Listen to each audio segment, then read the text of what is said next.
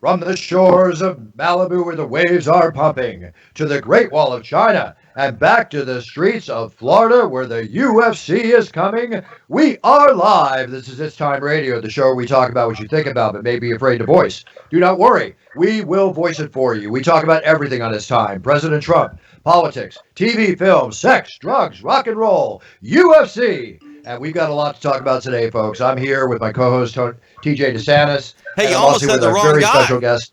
I almost said Tony, but I'm saving Tony for the man that truly deserves Tony because it's Kill Tony. Is one of my favorite comedians of all time, one of my good friends, great guy. Love laughing my ass off with this man. Love watching him and having him make me laugh my ass off. None other than Tony Hinchcliffe. Tony, how are you?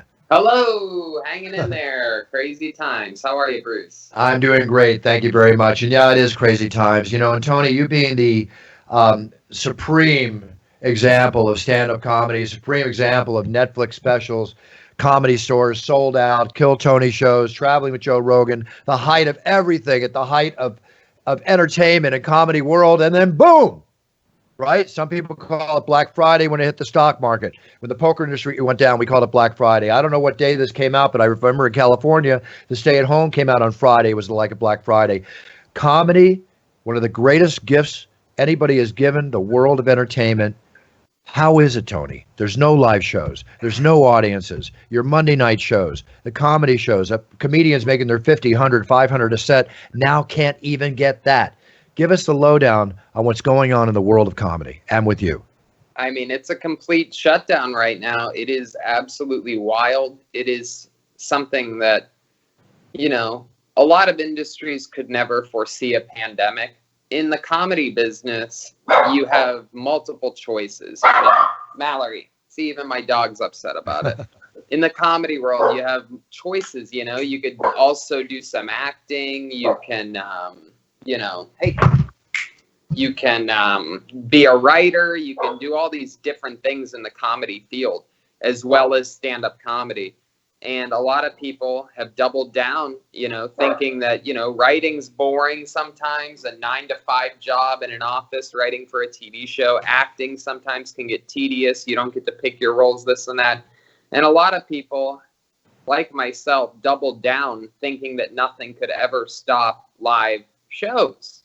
I do a live podcast. I perform every single night live, whether it be on the road doing my own big shows or whether I'm in the heart of the lineup at the Comedy Store where I live in Los Angeles. And for this to completely make it so that people cannot be around one another is something none of us saw coming at all. And I put all my eggs into one big live show basket. And it is a pandemic for sure.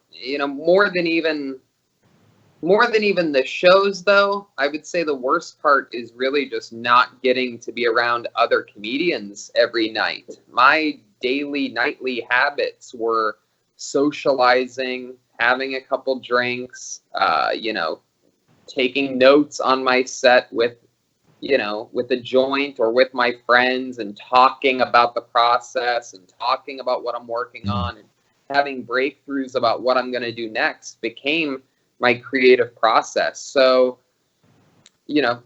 I'm having to find new ways to create, to try to write, because my habits that I created over basically 13 years have come to an extreme end. So it's a complete life change. Yeah, and when I think about this as you're describing it, and I know because I had the It's Time Comedy Night comedy show. I've definitely come out and opened for you 2 or 3 times. I've been to your show multiple times.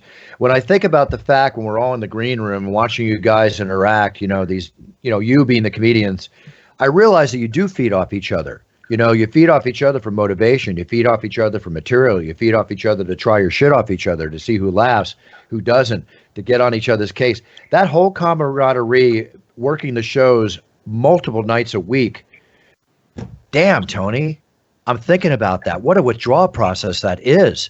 You can only get so much in a Zoom meeting, Oh, God, absolutely. I mean, it's the only people that we can really relate to. Yeah. I mean, you get it. You're in front of lights and adrenaline and energy and, having to encapsulate years and years of work into one big explosion night after night. And yeah, I mean, imagine if that was every single night. And that's what we're dealing with. It's a tough time. At the same time, I will say that it took a global pandemic for me to relax, to get enough sleep, to drink enough water, to eat healthy, to not be on the road absolutely continuously every weekend. It did take this. So the one good thing I can say about it is that I got a vacation, which I never thought would happen. I'm one of the few guys that would never take a night off in Los Angeles, ever, never. Even if it was the day I was flying back in on a Sunday, I would still be at the Comedy Store that night. Yeah, no, I believe me. I know that for a fact. And you bring up another key point, and this is something I brought out on the show the last couple of weeks. Personally, I'm taking this moment. We have to reinvent ourselves. We have to rethink ourselves. We have to adapt to the fact that life has changed permanently in many ways, yet to remain to be seen what's going to be permanent and what's going to be temporary. Obviously, the handshakes are gone, man hugs are gone, all that kind of stuff. But at the same time, this is a chance that I think, yes, let's take time to take our rest. I'm doing the same thing too, Tony, not to travel, not eating the shitty food, not going through all that process, getting more in tune with myself mentally and physically. I was telling everybody last week, I'm taking this as an opportunity to get in the best physical and mental shape. I'm in the best physical shape and probably mental shape I've been in over 20 years. I've lost about 16 pounds now, 10% body fat, getting back, working out, training. I am ready to charge, and I'm going into May 9th like a fighter training to fight. But that's my normal attitude. But I never realized how much when we don't travel the way we do, more sleep, more thought, more family time, more taking care of ourselves. It's just like you look outside and the air is cleaner, the water's cleaner. The earth is like almost saying thank you for this pandemic in a very perverse way. And at the same time, if I'm going to be stuck home and quarantined to the level that I am, like all of us are, I want to make the best out of it. I can't just sit here and cry about the negatives. We all are crying about negatives in some way, shape, or form. But if you don't take that self-motivating positive attitude, this damn thing is going to beat us, and it's going to beat us bad. We got to come out of this strong, not come out of this weak. Right. So we can adapt. Now, let me ask you a question. Yeah. The money you make doing your Kill Tonys, your live shows, your sets, your this and the other, are you able to recreate any level of that income? I don't need to hear numbers in respect to what people are doing are you doing video comedy shows? Are you thinking out of the box to provide comedy through a stream to the people that love you and are your fans? How are you working that? Well, actually, crazy enough, even though we have an extremely live podcast, normally in front of a packed live audience in the main room of the Comedy Store, we evolved immediately. I have a very, we'll say, Dana White approach to putting on a show. And so you want to be a comedian? Okay, got it. And so that first Monday in which the Comedy Store was closed, we streamed a live show out of the Ice House with no audience. And I compiled a list of, actually the producers compiled a list of questions from fans that we never acknowledge, basically, because we're always running the format of the show, which of course is I pull a name out of someone that signed up for the chance out of a bucket. They do a minute of stand-up comedy, and then we interview them for a few minutes afterwards, find out more about their lives. So they don't ever really get to hear about our road stories or about our routines and habits and things of that nature for the last 7 years that we've been doing the show. So I thought it was a cool opportunity to do that. And then in the following week since then, every single week, instead of having obviously a live audience and instead of having random comedians that we haven't met come on the show, the producers at the studio have been pre-selecting people's submissions. So we actually have people video in with a new minute of material, and then we interview them about their lives. So it's sort of like the regular show. Yeah, it's like the regular show. Yeah, except we're just missing out on all that energy, all that live audience reaction. It is not the same. You're going to feel it coming up for UFC 248, 249. 249. Yeah, 249. So, the thing is, it's going to be different. But, the thing about me, Tony, and you've been Octagon side more times than I can remember. Yeah. When I'm introducing, 20,000 people in the arena or more or less can definitely add to my energy, and I feed off it. But at the same time, I'm looking into the eye of the tiger. I'm looking into those eyes of the men and female warriors, and I'm always all about them and getting in. I'm going to be more center octagon. I'm obviously not going to be face to face. We know that. But I'm still going to bring the heat, and I guarantee I'm so looking forward to it. I'm still going to light that friggin' place up. Okay, I will light it up, but it's going to be different. It's going to be different. Yeah. Bruce, but I'm looking forward to it. I think you might be more terrifying. I think the fighters may be more afraid of you because there's not going to be any distraction. There's not going to be any crowd. It's just going to be you kind of, safely in their face. But like one thing I've seen, I don't know, Tony, I know you're a little bit of a pro wrestling fan. Pro wrestling has been incredibly awkward to watch without a crowd. It's been something else to see the WWE and how they have adapted. Okay, it's interesting. I was going to ask you guys that. I was going to ask Tony about this. It was on my list. I know you love wrestling. I know TJ loves wrestling, and I enjoy it too. Okay, I haven't watched it, so you just brought that up, TJ, and Tony too. How different is it? And do you think that same difference with sports entertainment that wrestling is versus reality fighting that we do, is it going to be the same or is it going to be different? No, it's not going to be the same. UFC is going to shine much brighter throughout this pandemic. One of the more awkward things about WWE during doing shows at this time is that the wrestlers can't get away from pretending like there's an audience there. Yep. Right. They will do a move and then look around in an empty room feeding off of this energy that isn't there. And it is not believable. It doesn't make sense. UFC one-on-one in an octagon, I don't think they can, from what I understand, I don't think they can really hear or listen to the crowd anyway during that type of primal. When you're fighting. Right. Yeah. So very different. A lot of the decisions and creative things that happen in professional wrestling are based off of the audience's momentum and which direction they're going. That obviously doesn't happen in the UFC. You can have someone that everybody hates, a Colby Covington type of character, obviously destroy someone, no matter how hard the crowd's booing. I think the UFC is going to shine through all of this. I think you should maybe, have you thought about maybe adding a little mojo to this? Maybe something like, it's finally time, or it's time again, or something like that. Let's put it this way. I think it's truly the moment we've all been waiting for.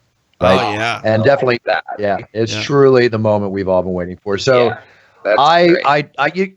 you know me well enough, Tony. I don't even know what I'm going to do till I do it. And I will be bringing it. It's not showbiz, it's show business, or it's not show business, it's showbiz. We got to provide the entertainment. Let me ask you both a question here. This, in my opinion, because let's face it, we've never historically been in a situation where the world, not the city, not the state, not the country, the world is starving for sports. The world is watching. That gets thrown around a lot. The world will definitely be watching.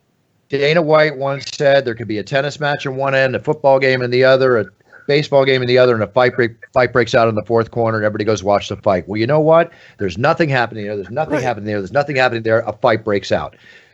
Do you think this could be the highest watched sporting event in history, or one of the top 10 highest watched sporting events in history? That's a tough question. Tough question. Prediction. I think so. I think absolutely people are going to want to watch from every direction.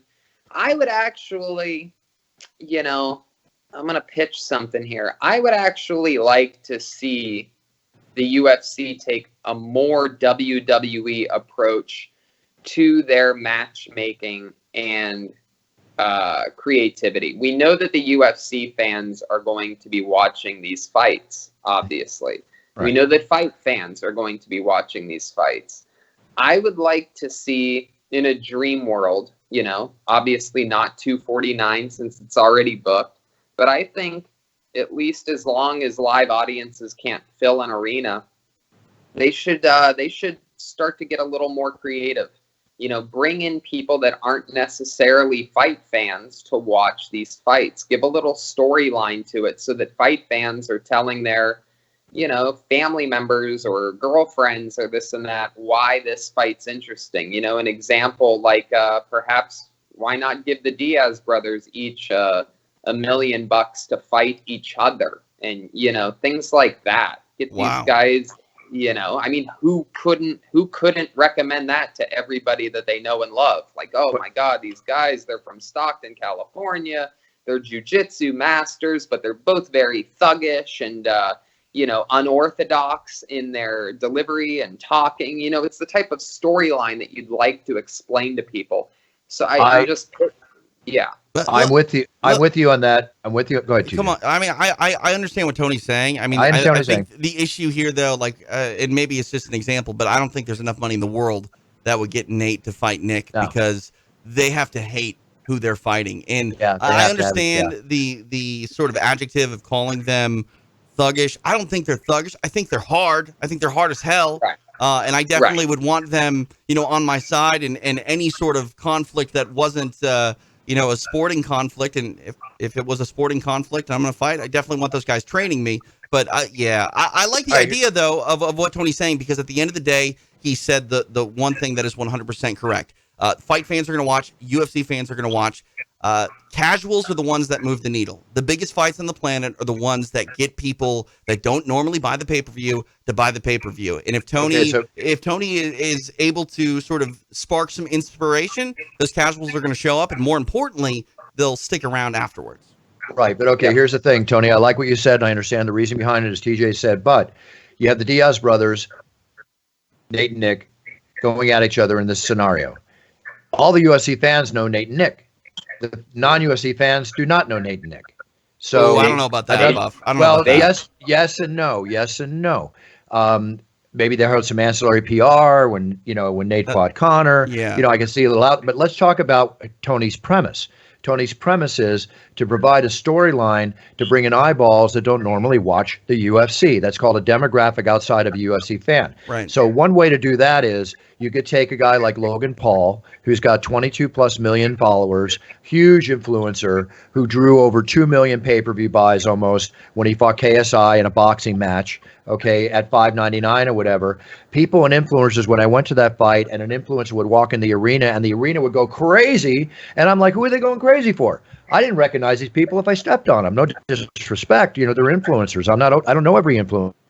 But these kids, young people and demographic knew them and couldn't wait to see Logan put on gloves and KSI put on gloves. Logan wants to fight in the UFC. He's got the ability to do a CM Punk style fight, on a main card and undercard that would bring probably 1 million eyeballs that have not watched UFC, and you put them with somebody who is a good UFC fighter, and you create one of those fights. That I could see being more, and having the Diaz brothers each matched up against solid opponents, because what UFC fan does not want to watch Nick or Nate fight? I disagree with you. I disagree with you so hard. If you're going to have Logan Paul come in and fight in the UFC, I just said this as an example. Sure, but but that's fine. But this is where you lost me. You said match him up with a good UFC fighter. Why do you want to do that to Logan Paul? If you're going to have Logan Paul come in, if we learned anything from CM Punk, it's you need to make sure that your Mickey Gall is not a Mickey Gall. Okay. Granted. How about this? Just match him up with a UFC fighter. It's just got to be somebody who's a pro. No, I mean a UFC fighter. So you're saying someone that's already fought in the UFC? Yeah, but he's not like a. All right, then who do you match him up with? Another MMA fighter? Another guy that's making his pro debut. Yeah. Okay. Yeah. I got no problem with any of this. Just get him in there. I'll make a pitch to you. I'll make a pitch to you. Give him someone that's many weight classes lower. Who wouldn't want to watch? It won't happen. It won't happen. Unless it's in Japan or maybe it's on Fight Island. You can probably do it in Fight Island. Yeah. I'm actually kind of excited about Fight Island. Fight Island's not a place. Come on. If Fight Island's a place, it's called Costa Rica. It's called Bring a Tux and a Surfboard, okay? I'm excited about Fight Island. Right. That's fine. It's just not Catalina Island. A lot of people are saying like, oh, it's going to be an island where you can do whatever you want. And it's like, is there even an island out there that is completely sovereign that doesn't fall under any empirical like hierarchy of government? I don't think it exists. You can't have Dana White land with Dana White laws. I mean, I'd love it. $300 for the pay-per-view. There you go. Take my money. What are you going to show me? I'm interested. Is it going to be Tiger King? I don't know. I'm down. But what about Epstein? What about Epstein Island?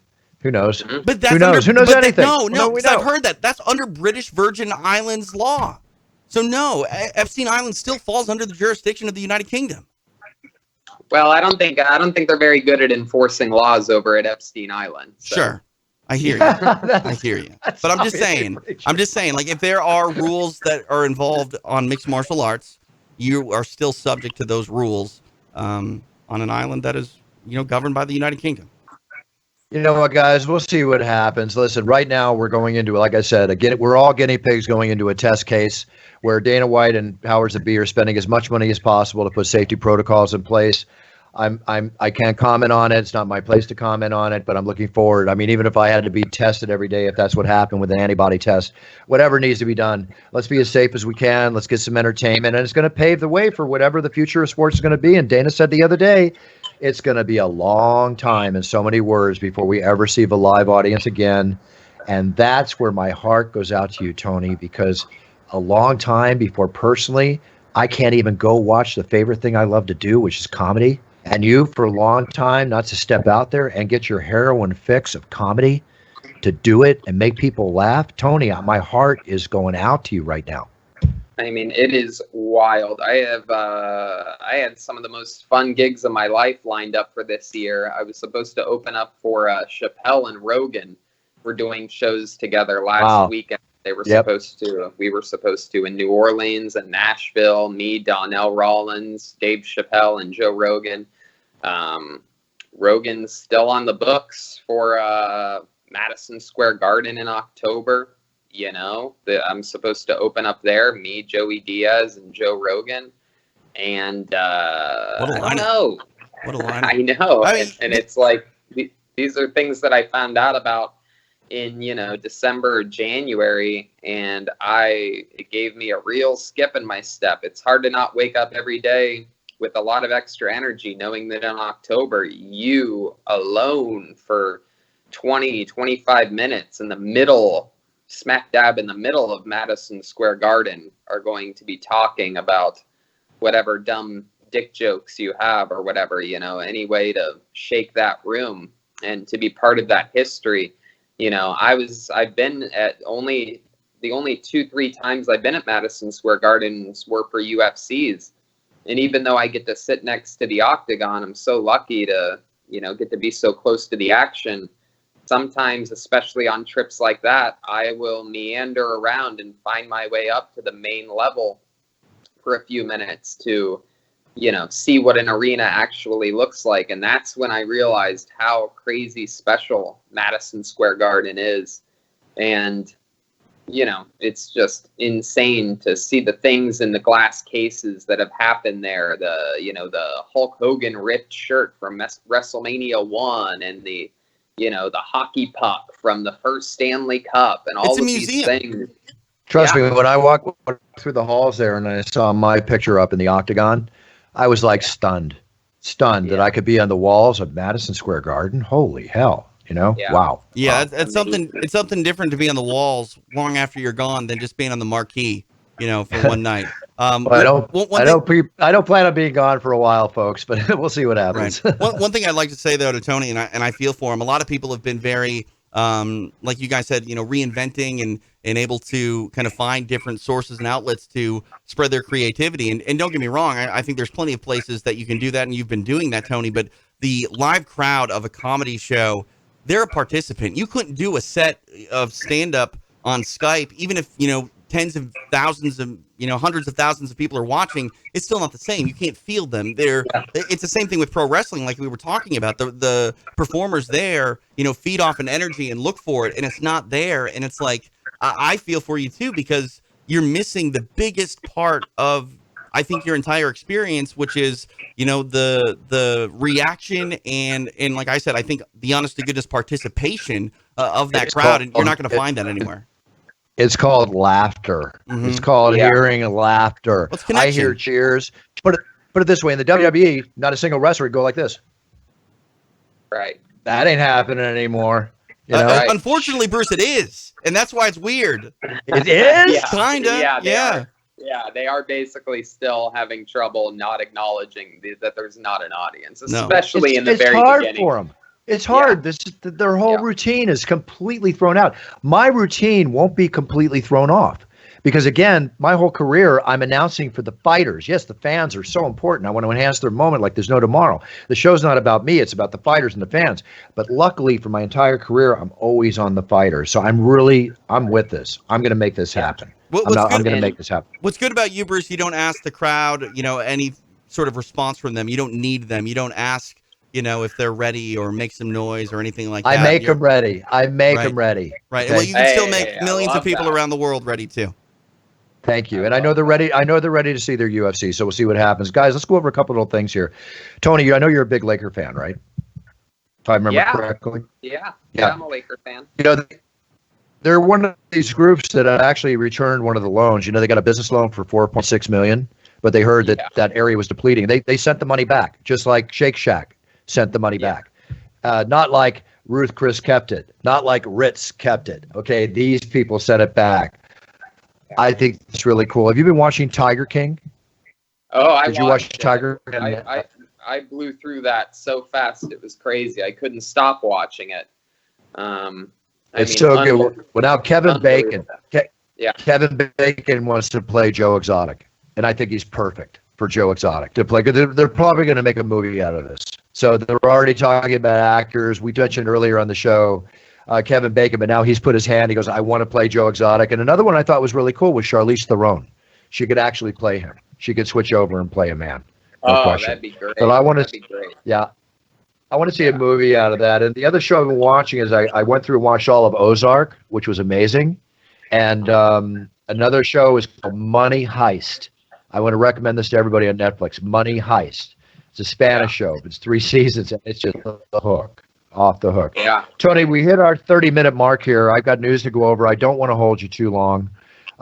You're welcome to stay on with us, whatever's good for you. So how are you doing on time?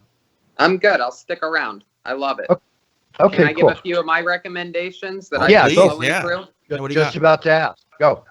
So after watching Parasite, which is a movie that I absolutely loved, I mean, I am the biggest Tarantino and Scorsese fan. I even have Tarantino right behind me here on the wall. I don't know if you can see that. Is it that Absolutely. way? Yeah. Yep. However, I was rooting for Parasite to win Best Picture. I thought that it was the Best Picture, even though you can never get me to admit that in any year that Tarantino or Scorsese's in the running. And so anyway, I realized I should probably go back and see what other movies that Bong Joon, the guy that made Parasite, I went back and rewatched all of his movies. And this is something I highly recommend for everybody to do because Parasite was, him. And all of his movies are very much along that incredible line of, about money and about very much what we're dealing with in this country, which is rich people interacting with poor people and the very thin line in between. So go watch all of those movies from Bong Joon Kim, I believe is his name. If you just type in Bong, all of his movies will pop up on I think Amazon. if you type in Bong, you're going to get a few other things too, but that's okay. That's true.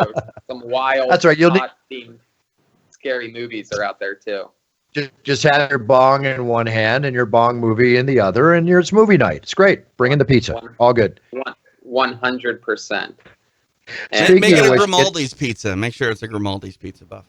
By the way, I do work with Grimaldi's Pizza, which is my favorite pizzeria. The only ones down here in El Segundo. Tony, they're amazing. They're on the Brooklyn Bridge. It's like the most amazing Italian pizza ever. And they're doing the buffer bundle where for $35, you get a large 18-inch cheese pizza, 2 beers, big salad, and a cannoli. Don't forget the cannoli, I love that. So tomorrow, I'm going to Grimaldi's. I'm going to be picking up pizzas for 30 or more police officers for Manhattan Beach. I'm going to be doing a drop-off. I'm going to buy and pick up probably 10, 20 pizzas cannolis, cheesecakes, everything. And I'm bringing them down to the Manhattan Beach Police Department to meet the captain and officers out in front, not inside, and give them their dinner for the evening. Just a little something for first responders. So I'll be doing that tomorrow. I'll put it on my social media. Grimaldi's, they have a secret seasoning that they put into their pizza sauce. Yep. You know what it is? I never asked. Time. It's time. Oh, it's time. Okay, THYME.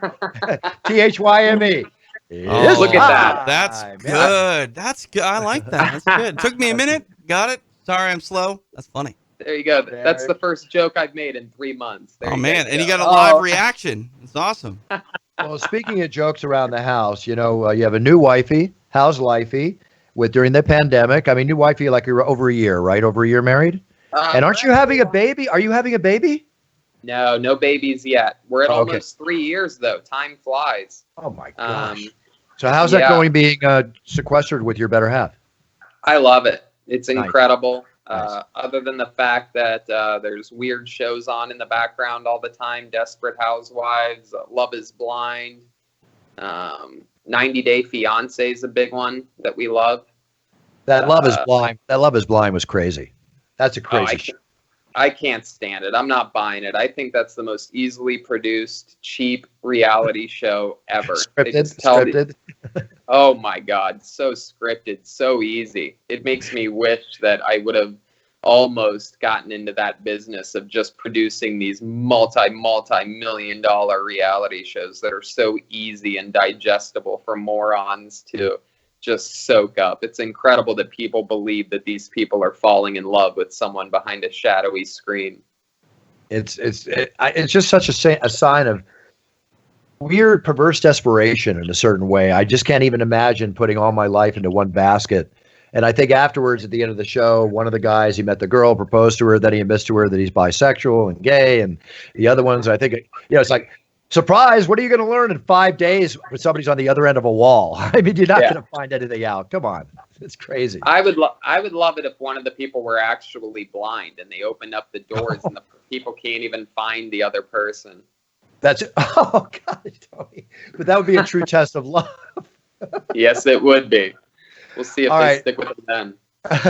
A couple of quick stories here. Listen, I think the New York governor, Andrew Cuomo, is amazing, right? The guy's on CNN. He tells it like it is. He stands up for what he's believed. Would you believe he's being sued? All the work that he's doing, the New York governor has been a true hero in all this. A group of, and I understand their reasoning, but it just blows me away. Here's the man trying to save lives, do everything he can, to the tune of, as much as possible, a group of deaf New York residents, along with a disability rights group out of New York, they're suing Governor Cuomo, claiming that New York is the only state that's never provided proper televised in-frame, ASL interpretation during the COVID-19 briefings. Couldn't somebody just call and say, could you please put an interpreter up there instead of suing and go through all that process? You would think. The interpreter is something that I currently simply do not understand whatsoever. It's distracting for the 99% of us that have proper hearing, and deaf people have subtitles. I don't know what's going on to where, I mean, if they didn't learn how to read, then they're pretty much screwed anyway. So why not just pop on subtitles? I'm a little confused about that. Well, actually, you brought up a good subject because, yes, it's being televised. So I think it'd be CNN's responsibility, whoever's televising, to kind of run on the bottom of the screen.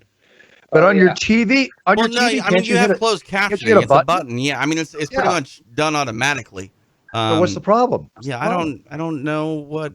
So can you read it again? Like, what are they suing over? Just the fact that there's no American Sign Language person. It says the organization claimed to reach out to Cuomo's office on the 27th of March, requesting a live sign language interpreter, but the office provided only through an online broadcast on the governor's website. Okay, so no one was even in attendance, right? So no one that was there was deaf and couldn't understand. Well, then the governor's office claimed that they did have closed captioning on TV. It says here, but the suit claims that closed captioning is not provided on all TV channels broadcasting the briefings, and that it contained errors and omissions. I'm sorry, I don't see this as enough reason to sue Governor Cuomo, who's doing so much. Well, him personally? Yes. That's weird. Yes. I don't understand that. I mean, that's the problem with this country. You can sue anybody for anything, and I mean, I don't know many media outlets that don't have closed captioning built in. I mean, Fight Pass has closed captioning built in. Sometimes I hit pause and it'll, like, for whatever reason, pop up on the screen. And it's not always accurate, but let me tell you, it's kind of fun to watch sometimes because it says some crazy things. Yeah, it always kind of screws up a little bit. I think that lawsuit's going to fall upon deaf ears for sure. I think so too. Here's a couple of things that won't fall upon deaf ears, guys. You know, one of the big things we talked about before COVID-19 was that the natural food chain could Okay, I missed it. What did I miss? Shit. He said the lawsuit's going to fall on deaf ears. Because it's Deaf ears. God. Oh, God. I mean, I don't know if it's time. Took me a second. I'm afraid. I don't know if I should laugh for fear of repercussion, but that was pretty good, Tony. That's a good one. That's going to be one of the weirdest court hearings of all time. Hey. You are desperate, man. It's been a minute since you've been in front of a live crowd. My goodness. Throwing them all out there. Why not? All right, listen, right before the COVID-19 pandemic started to hit hard, there was talk about the actual food chain sustaining itself as population grew in the world. Well, now we're facing a situation where, like right now, Tyson Foods, which is warning that millions of pounds of meat could disappear from the supply chain, right? Because the pandemic is pushing food processing plants to close because why? People are not showing up for work. Okay? So maybe that's more jobs that can be handled out there, but they actually are talking about, we touched on this last week in Waterloo, Iowa, they could actually close the plant, right? Not only that, they had to kill, if I have this correctly, they had to kill like 2 million chickens, right? But they had to kill them prematurely or for reasons of why? Because workers didn't show up for work. So the problem with chickens, I watched the Morgan Spurlock film, and it was all about like the chicken industry and fast foods. And the reason that they probably had to get rid of them is they're not genetically modified birds per se, but the way that they've been bred, they grow at an exponential rate. And when they get too big, they just start dying of heart attacks because their hearts are so enlarged from the way that they've been, bred over the years. And yeah, like it's really unfortunate. It was probably more humane to kill them early than let them live longer than they're supposed to because they die a pretty miserable death. Yeah, well, we'll see what happens. Tony, do you eat? Are you meat eater, all that carnivore? Or do you food? Yeah. Oh yeah. Any problems with your food? Everything's good?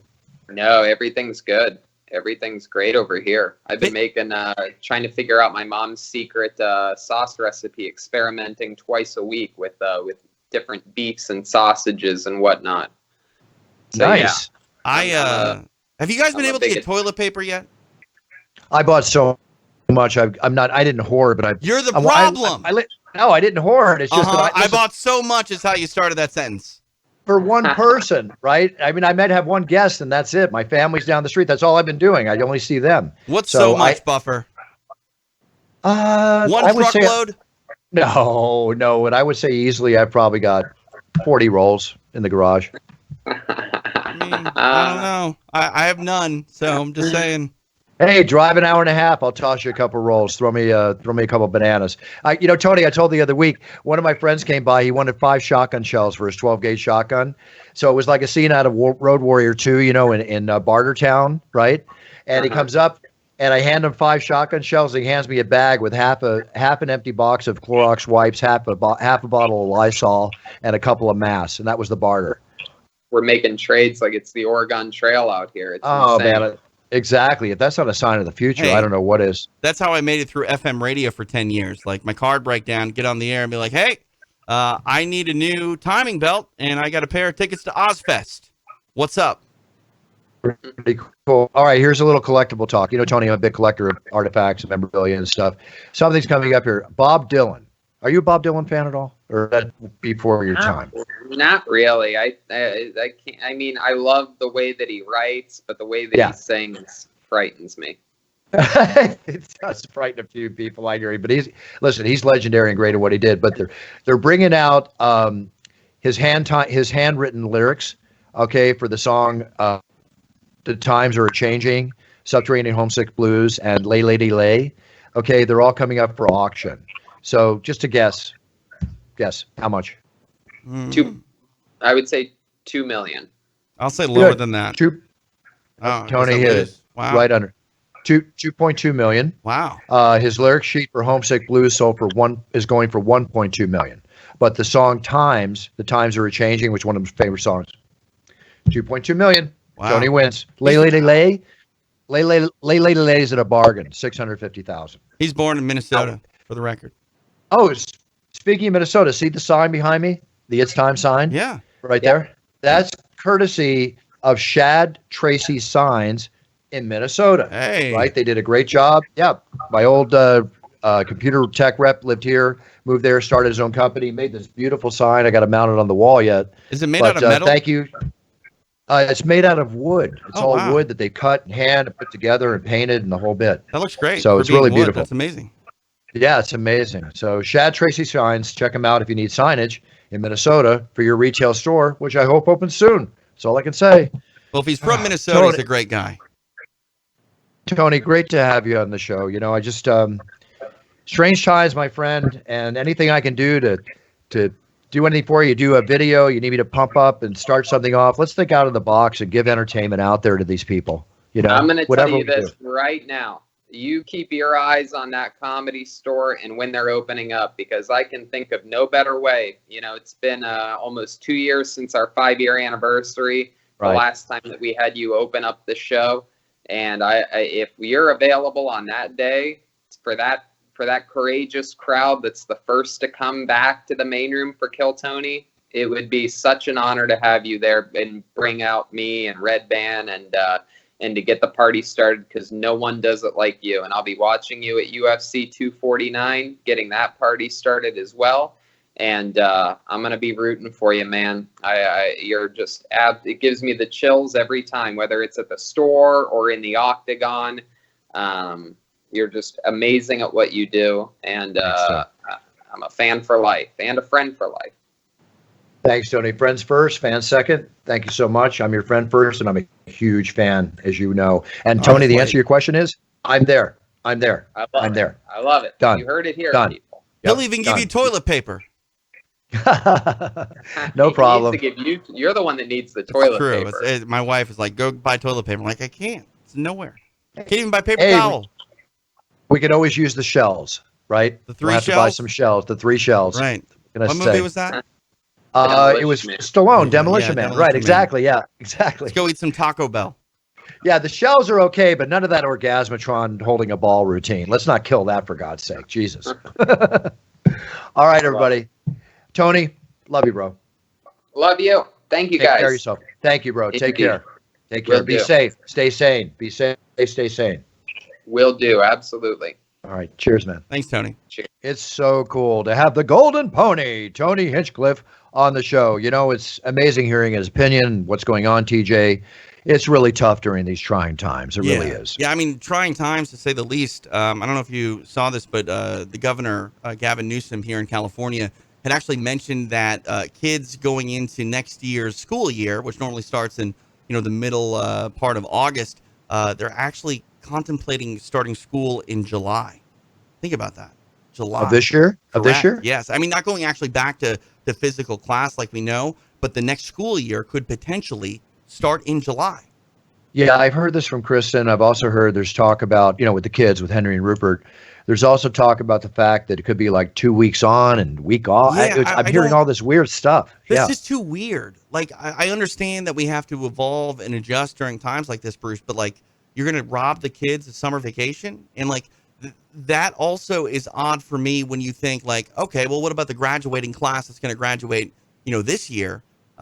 Essentially, they get off scot-free. They get to go on and get their diploma, and, they don't have to start school in July. Like, I feel like the kids that are still in school are going to be punished. And if that's the case, if we're going to start in July, like, when do you graduate? You know what I mean? Is it still like June? Is it going to be May?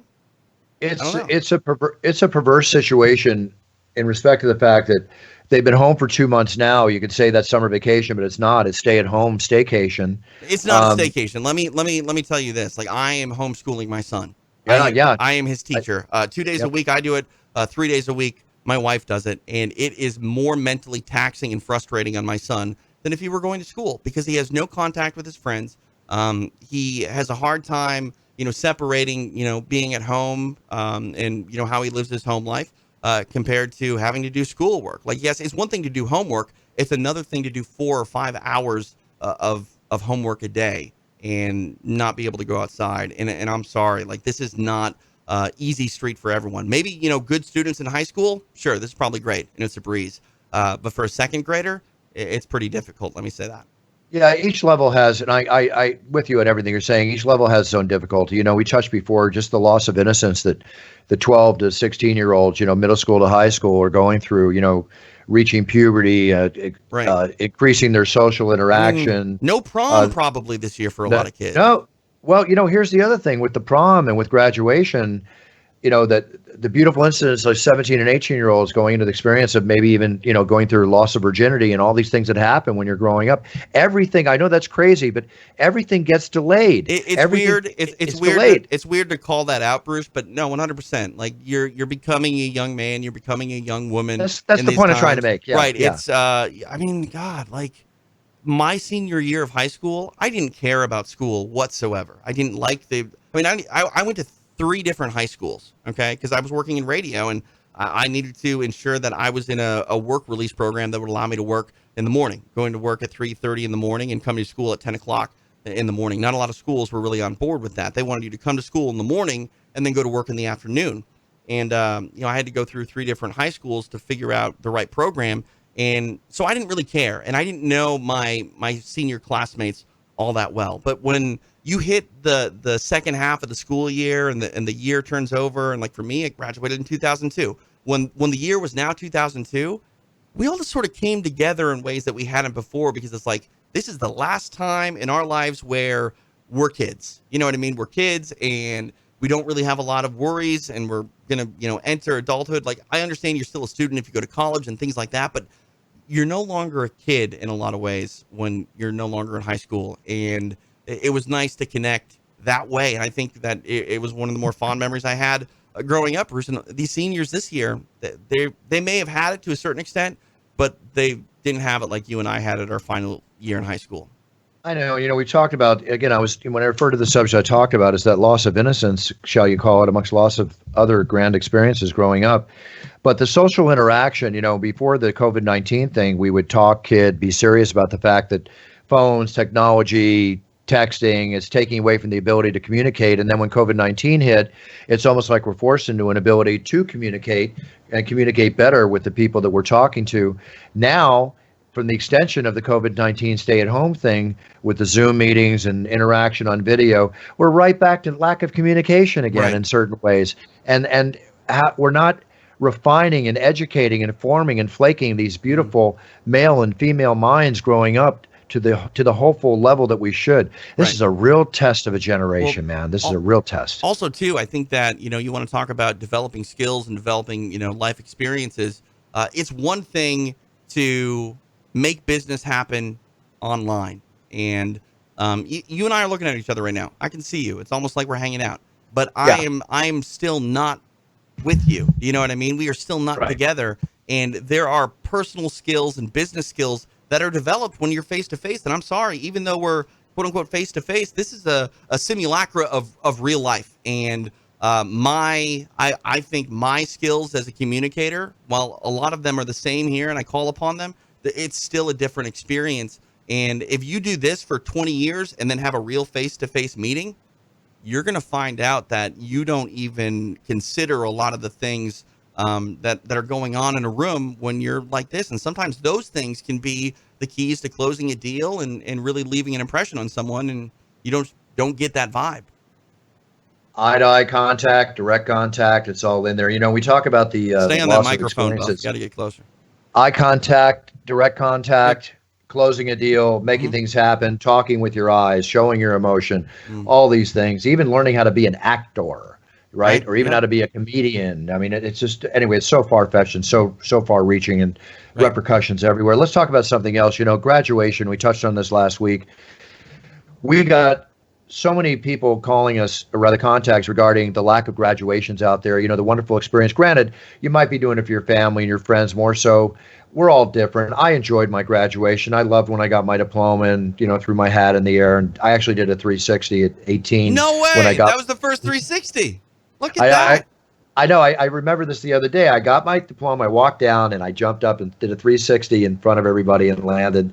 And, like I was so happy and threw my hat in the air. And, that was probably my first 360 in public, Right. although in martial arts, I've done it many times. Sure. Anywho, so what Kristen and I did, and this was all Kristen's idea, I touched on it last week, that we were going to offer like discounted fees to be virtual Yeah. announce and commemorate their graduation virtually in video and audio.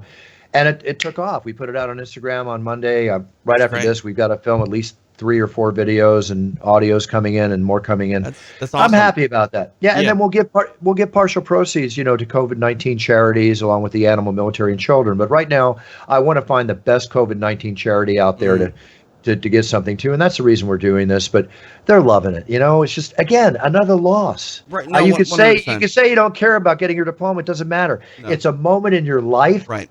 that you'll never have again. Right, and that's one thing that I'll say. Like I didn't really want to go to my graduation commencement. It wasn't something that meant anything to me. Like I told you, I didn't really get along. Not that I didn't get along. Like I mean, by the time I had showed up to high school my senior year, I had worked a 9 to 10 hour day sometimes. You know what I mean? So it's like I was spent. But it's more about your family to see. Like my mom didn't graduate high school. I did. It meant something for her to see me, walk across the stage and get the diploma. One thing that I would think is, dang, like I'd be a lot more willing to walk across the stage and do that if I had Bruce Buffer, even if it was just something I listened at home saying congratulations. And like that's something that, I mean, people I think will enjoy quite a bit. And also too, we mentioned prom kind of going away. One of my favorite things each year is seeing some of the unique ways that students ask their potential prom date to the dance, and you're not able to do that this year. So people want to be creative. I don't think there's a better way to be creative than have Bruce Buffer roaring your name. Congratulations. A couple of those have come in, and it's fun to do, and then we get the thank you response. Listen, I just enjoy, whether it's a wedding, birth of a baby, or the championship intros, or these graduation things. I enjoy being part of people's special day. Right. My life and my job, I picked a job where I'm supposed to enhance your moment. Right. And that's what I want to do. I want to enhance your moment. You own the spotlight and shine it brighter on the people that you're working in front of, and that is a truly unique thing. Thank you, TJ. With that being said, for those of you that would like to look into graduation, just write my office. Go to brucebuffer.com, email us through the website. You have intro information there, or just email us direct, info@brucebuffer.com. And the wonderful VP of Buffer Enterprises, Kristen, will be contacting you back, and we'll give you all the information you need to know how to get what you want. That's and awesome. We're happy to be. That's awesome. Yep. And super affordable. I mean, that's a great thing. And then partial proceeds, like you mentioned, going to a COVID-19 charity. Another thing, I mean, maybe you don't get your diploma. Maybe things threw, your high school life up in the air a little bit. Just get Bruce Buffer to say you graduated, and then use that for any job, interview or college admissions. Like Bruce Buffer said I graduated, must be true. Yeah, well, just remember, when I get a script, I expect that script to be true and classy, and it gets done. What you do from that point forward, that's your choice. Yeah, I mean, That's if I don't tell you the whole story, it's not on you. You did what you were supposed to do. Now, what I do with it, that's on me. Absolutely. Okay, sounds TJ, good. congratulations for graduating from Harvard. Yeah. Yeah, there you go. TJ, we normally talk about the upcoming UFC, like 249. Let's save it to next week. Sure. Because there could be additions or changes to this absolutely drop-dead amazing card. It's the greatest card I've seen since UFC 200. No joke. No joke. It's right there. I'm looking at it now, but we'll save it. Let's save it. Okay. We'll do this for next week. And go ahead, TJ. Anything you want to tell the audience? I'd love it if anybody checked out some of the mixed martial arts content that I produce. It's called Between Rounds Radio, multiple shows, doing a really fun, unique exercise. I don't know if I've told you about it yet, Bruce. It's a game that I'm playing with people. I asked them to come up with 100 figures in MMA where you tell the story of mixed martial arts, and you can only tell the story with the names that are on your list. So, for example, if I were to say Bruce Buffer is on my list, Bruce became the most well-known announcer in mixed martial arts history, leading to many other announcers to try to follow in his footsteps. I'm not allowed to name the other announcers that also do it because you would be the only one that would be on my list. For example, again, if I say the Ultimate Fighter, I would say the Ultimate Fighter was vital to the UFC's history and making it a mainstream sport in North America. Unless I have both Forrest Griffin and Stephan Bonnar on my list, I can't say their names. So it would be the Ultimate Fighter took place, and in their finale, they had a fantastic fight between two individuals where 10 million people were watching for 6 minutes, and the sport blew up. Or I could say Stephan Bonnar and Forrest Griffin if both they're on my list and the Ultimate Fighter is on my list. You find out that to tell the story as a whole, you have to cut out a lot of people. And it's not so much who's on your list. It's kind of about who's not. And I find that to be interesting. So check that out. It's available anywhere you get podcasts, Between Rounds Radio. And our premium stuff is over on Patreon, patreon.com/Between Rounds. Very cool. Very cool. Keep it busy, TJ. Name of the game. Got to keep busy. Trying. And also, everybody listening, too, you want to check out the show, whether you're watching it on video as you're listening right now or if you're listening on audio. But you need to know that we started the YouTube channel for It's Time. TJ, again, what should they on YouTube? What's the best way to search? If they just go to YouTube and do a search for It's Time with Bruce Buffer, it will come up. Another thing, so all of our episodes are going on YouTube, regardless of whether or not we shoot video. If we have some video issues or you're traveling and we're not able to shoot video, you can still find the archive there. So they need to go find the page. It's your username is Bruce Buffer. We're still waiting on the approval of the custom URL. Hopefully we can tell people it's just head over to youtube.com/It's Time or something like that. But they can subscribe and along with the audio that we give on our normal outlets, you'll be able to get audio and or video over on YouTube. Yeah, very cool. So if you do listen to the show, I'm asking you, to our loyal listeners out there, we love you all. Take the time, go to YouTube, look up Bruce Buffer, It's Time Radio, subscribe to the website because then you'll get the notices when we publish a show. Here's an idea too. Like maybe we just go through the subscribers, once every month and give away a championship introduction. So, I'm fine with that. Yeah, that'd be cool.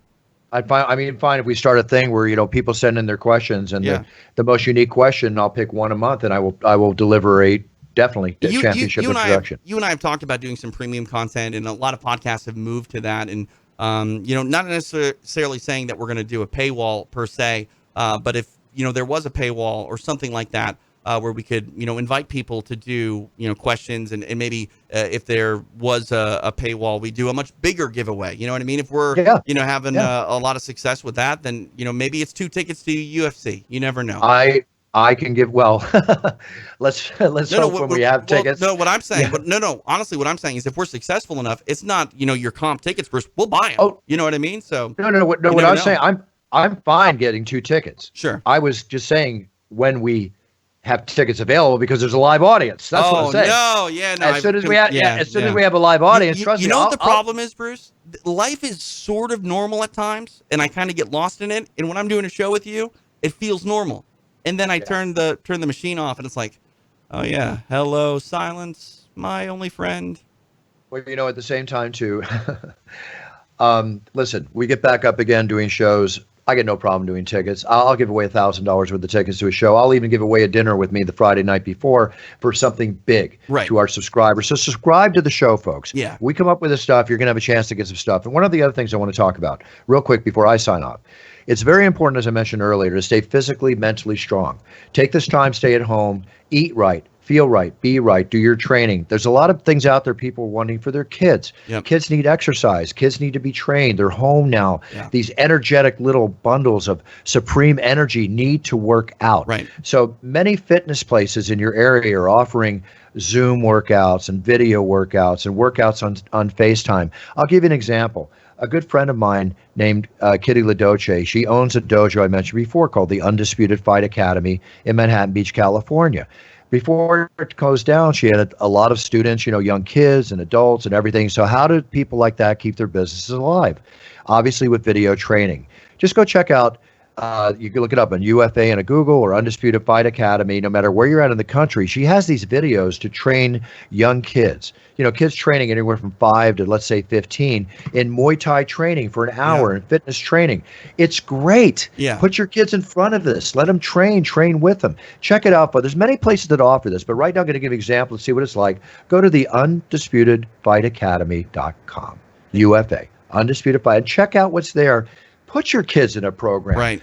Wear them out. Yeah, well, let them relax. What do you say to that, Father? What do you say? 100%. So my son and I, we try to go out to. We don't have a big yard or anything. I mean, we live in Southern California. You know better than anyone, Bruce. We don't have a lot of space. We build on every inch of space, essentially, when you live in neighborhoods. And so we have a cul-de-sac. And excuse me, I take him out and we throw the football around. And sometimes we, even when we don't run around too much, we're just go outside and just get some fresh air and stretch out a little bit. Because this is one thing that I've learned more than anything. My son is 8 years old. And this is something that I've never gone through in my life, let alone he's definitely never gone through in his life. And the habits that he will have as an adult, they are formed right now. And it is very easy to sort of kind of get stuck in the binge watching mindset because there's nothing to do. You can't really go anywhere. And yeah, that's great. Do that. Enjoy yourself. Relax a little bit. But at the same time, do not wallow in the idea that there's nothing to do. So why even try? Make things happen. And that's what I'm trying to do. I'm trying to show that, I still work. I still leave the house. I'm an exception. Your mother stays home. She still works. But look, we're being productive. You need to be productive. You need to do your schoolwork, and you need to be a kid and exert that energy. And yes, it's not in typical ways, but you still got to do it, Bruce. And I think an online academy like that is perfect. I might actually check that out for my son. Yeah, check it out because, actually, I would like your opinion on it because my opinion, being dojos that I've seen in training, I've seen all over the world, great kids program. And the coach, Ladoci, takes a lot of pride in it, which is very important. Anybody that's staying open and doing this obviously takes pride in their work. Well, that's one thing that I'm thinking about. My son's old enough now. He definitely likes to, I have a pair of focus mitts, and he'll put on the boxing gloves and hit those. I'm not the best pad holder, but maybe it's time to upgrade to some Thai pads and let him start kicking. That might be fun. Yeah, the kicking, the elbows. I put Henry through ladder workout and strike, and Rupert yesterday. We started going through striking workouts, and I got a list of the UFA's fitness training for the kids, right? And I took a number of things and put them through it. Yes, they loved it. They loved it. Bruce, I mean, we're stuck inside, man. You know, exactly. That's my point. That's my point. Anything that gets a kid, a nice little sweat, and maybe makes them sleep better at night. That's a good thing. That's where it's at right now. Yeah, and gives them some self-confidence. We all know the beauty of martial arts, and we all know the beauty of Muay Thai training, and, let's face it, good stuff. All right, everybody, check it out. It's an example. I'm saying this more so not just to check out the UndisputedFightAcademy.com here in Manhattan Beach, which can give you training all across the country or wherever you're at in the world for your kids. And also adult classes too. I'm just telling you right now, again, I'm going to repeat it. I say it every show. I'll say it every week. Now is the time to eat right, feel right, be right, and get yourself in the best shape possible mentally and physically. So again, when we come out of this, to the slow graduation, evolutionary new process we are going to be in, when we come out of this, you want to be in the best shape you can be to do the best you can, whether you need to get a new job, recreate your old job, revamp your old job, or maintain the consistency of work effort you've been putting forth. It's all about effort and consistency. And to be successful, you have to show effort, you have to show self-motivation, and you have to be consistent. Right. Okay? That's what I want to say. TJ, love you, brother. We'll be back next week for another great show. Anything else you want to tell before I sign off? No. Just on that consistency. A lot of people talk to me about podcasts. I've produced a lot. I honestly don't know how many. Well over 5,000 individual episodes for sure. I always say that there are 3 C's to a solid podcast. 1 is content. You have to be producing quality content. 2 is continuity. You have to have a production level that is consistent from one episode to the other. So you need to create that production continuity. And the last one is consistency. You need to release shows on a regular basis at a approximate same time every single week. And consistency, continuity, and content. You can apply that to every area of your life and every sort of passion that you have. I love that. And we're going to throw in my bufferism of I live by, which is BSC. We are still in life. Every time you get ready to do something in life, whatever you choose to do, you need BSC. That's called balls, skill, and confidence, right? Balls because you're going to make the effort, and you're going to put yourself at risk, and you're going to take the challenge. Skill because you taught yourself, you learned, and you educated yourself and trained and everything possible for that endeavor you're about to take. And confidence because you believe in yourself that you can perform and be the best you can be to win. And that's how I sign off the show, folks. A little BSC. Everybody out there, set your goals, write them down, learn about them. So when you set on that path, whether it's during the pandemic, after the pandemic, or a future pandemic, the ability is to know what you're doing, attack it, go for it, and be the best you can be, because when you do that, then you're winning. It doesn't matter if you're the greatest. It's just about being the best you can be. Get it done, everybody.